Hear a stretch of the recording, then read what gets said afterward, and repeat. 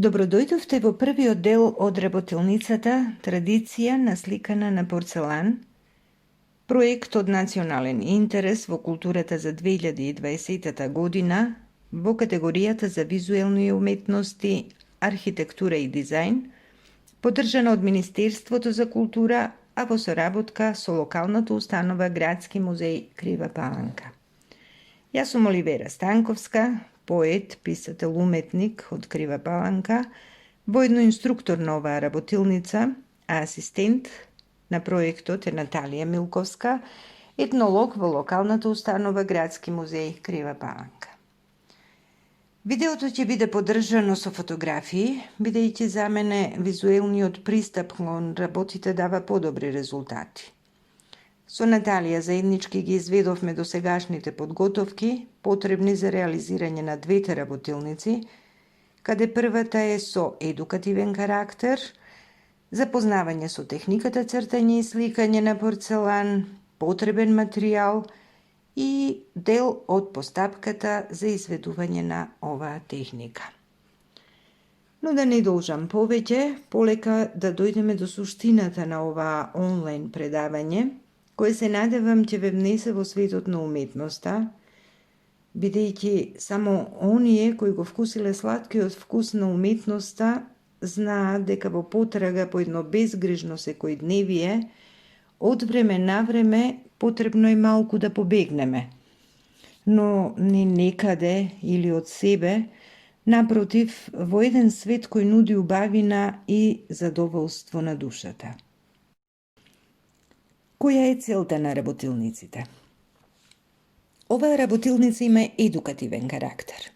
Преку неа ќе се запознаеме со поимот порцелан, од каде потекнува, за да преминеме кон терминот цртање и сликање на порцелан, техника или занает како дел од уметноста, со чија помош белиот порцелан го украсуваме, дотеруваме и облагодаруваме.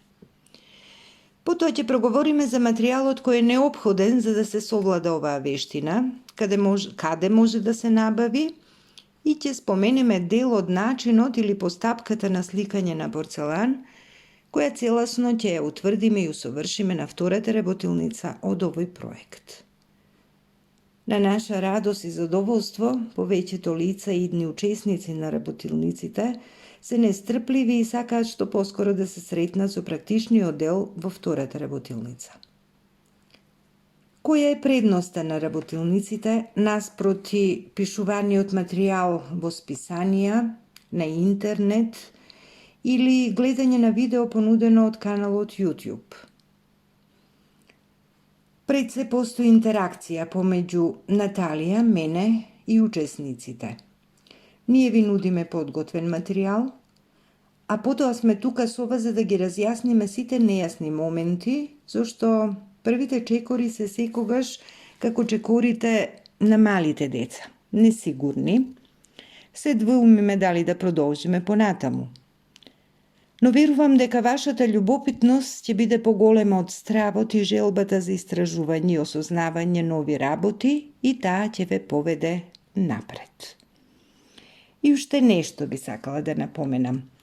Креативните работилници нудат можност за развивање на моторичките вештини, а преку тоа одржување и зачувување на здравјето. Што е порцеланот и од каде потекнува?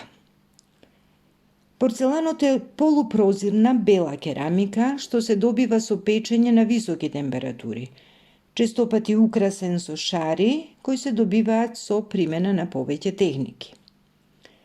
Првиот обид за производство на порцелан во Европа го среќаваме во Фиренца во 16 век, но во 1709 година Бодгер, доктор и алхемичар од Дрезден, го усовршува методот на производство на порцелан и во 1710 година е основана првата фабрика за порцелан. Тука започнува ширење на производството на порцелан во Виена, Минхен, Париз, Фиренца, Неапол, а оттаму се пренесува и на Балканот. Сите ние добро се сеќаваме на квалитетниот порцелан произведен во порцеланка Велес, како и порцеланот од Заечар во Република Србија. Денес индустријата нуди огромен број на производи од порцелан, но ниту еден од нив не може да го испровоцира сетилото за вид, воедно да предизвика задоволство, како што може рачно сликаниот порцелан. Тој има душа, плени со својата убавина, без оглед на понудениот мотив, или би рекла, кога љубовта кон уметноста и инспирацијата ќе им дадат душа на порцеланот и керамиката, тие од обични куински сетови ќе се претворат во прекрасни декорации за вашиот топол дом. Цртање и сликање на порцелан е страст која што ми ја почувствуваме, никогаш не можеме да ја напуштиме. Преку цртање и сликање на порцелан може да се нурнеме во светот на уметноста, креирајќи и уметнички дела.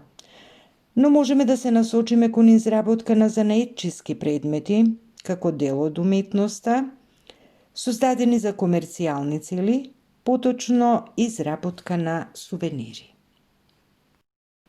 Неопходен материјал потребен за техниката цртање и сликање на порцелан. Порцелан, чинија, чаша, вазна и слично.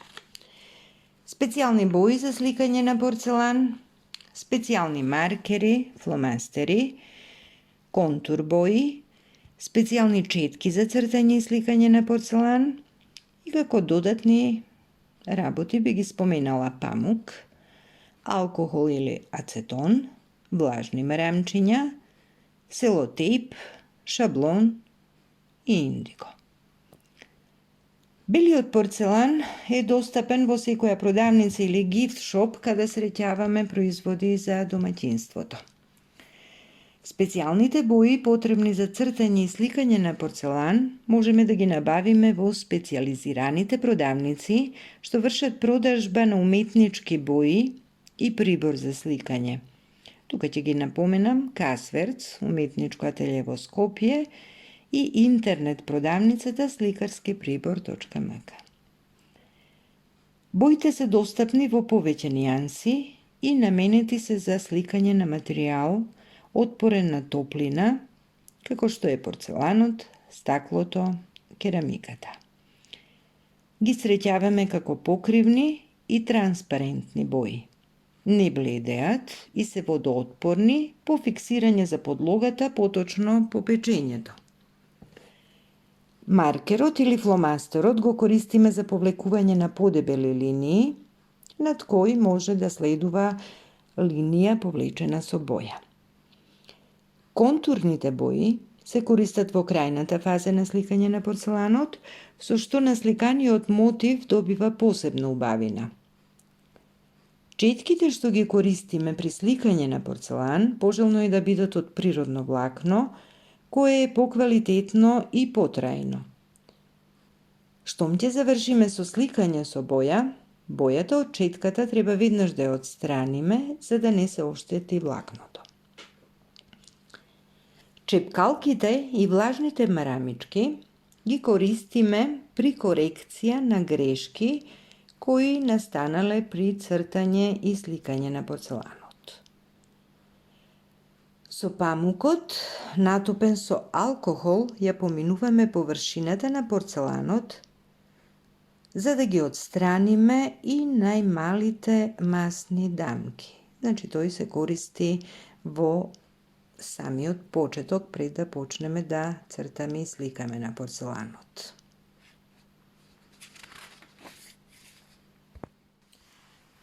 Постапка на цртање и сликање на порцелан. Мотивите кои ги сликаме на порцелан можат да бидат најразновидни. Можеме да сликаме со слободна рака, без да користиме шаблон. Овој начин најчесто се користи кога сликаме уникатен мотив, што не бара да се повторува. Во овој случај потребна ни е само богата фантазија која ќе не доведе до одредено уметничко дело. Единствен проблем е што боите се сушат многу бргу и мораме да бидеме побрзи при сликањето, за разлика од акрилните бои што ги користиме при сликање на платно или друга површина. Боите за порцелан не е пожелно да се нанесуваат во повеќе слоеви. Доволно е 1 до 2 слоја боја. Во спротивно, може да настане оштетување на бојата. Боите можеме да ги мешаме, но треба да бидат од иста марка или бренд. Доколку сакаме да насликаме еден ист мотив на повеќе парчиња порцелан, потребно е да изработиме шаблон, со чија помош преку индиго ќе го пресликаме мотивот на површината од порцеланот. Претходно, со помош на селотейп, шаблонот го прицрстуваме за подлогата, а потоа со пенкало или молив поминуваме по линиите нацртани на шаблонот. Кога ќе бидеме готови со пресликување на мотивот, шаблонот го отстрануваме и почнуваме со сликање. Кој е следниот чекор? Кога бојата на порцеланот добро ќе се засуши, потребно е истата да ја фиксираме за подлогата. Тоа ќе го направиме со печење.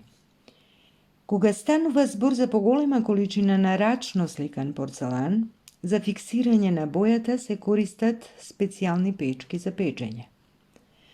Но, тоа можеме да го направиме и во нашиот дом, во рерна за печење. Најнапред, на рамната подлога во рерната поставуваме парче алуминиумска фолија. На неа го положуваме рачно сликаниот порцелан.